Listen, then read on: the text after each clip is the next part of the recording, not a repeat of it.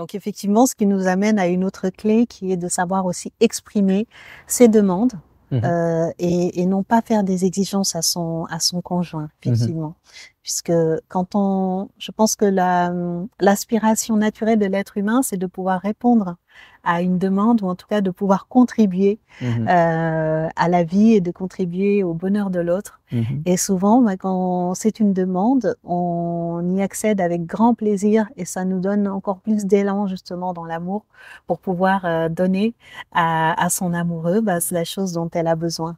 Et donc, c'est très important, effectivement, de pouvoir vraiment formuler sous forme de demande et non d'exigence les choses qui nous rendent heureux, en fait, et de faire comprendre à l'autre que ce qu'on lui demande, c'est l'occasion aussi de nous prouver son amour et d'apporter au couple. Alors, comment faire concrètement parce que parfois, on peut utiliser des mots doux, même une intonation caressante, et finalement ne pas accéder à cette forme de communication. Et pour y arriver, il faut passer par un besoin. Donc on peut très bien dire « Ah, mon chéri, est-ce que tu peux faire la vaisselle ?» Et puis finalement, le chéri va se dire « Oh là là, là, elle m'embête.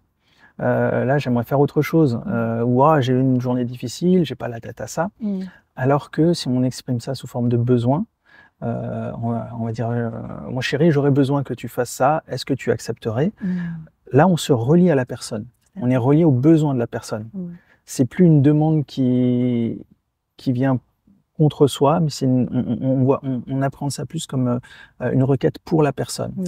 Et quand on communique toujours comme ça, en général, il y a de l'amour dans le couple. Et quand il y a de l'amour dans le couple, on est heureux de pouvoir faire quelque chose pour l'autre. Donc c'est vraiment ça, arriver à, par sa communication, mettre son ou sa partenaire en position de nous rendre heureux. Exactement. Voilà. C'est tout à fait ça. Parce que effectivement, on se met en couple au départ pour vivre le meilleur. D'ailleurs, on le dit pour le meilleur. Et donc, c'est de savoir aussi dans cet espace du couple et dans le temps, reconnaître et honorer en fait cette intention qui est de vivre le meilleur et de se donner le meilleur. Et donc c'est important effectivement de formuler en tout cas son besoin et son intention, et pour l'autre aussi de le recevoir comme un cadeau, parce que moi à chaque fois que je te rends service, à chaque fois que je peux rendre ta vie meilleure, je suis la plus heureuse au monde, parce que ça fait partie en tout cas des aspirations profondes que j'ai dans la vie, c'est de pouvoir lui rendre la vie meilleure, et il me rend l'appareil.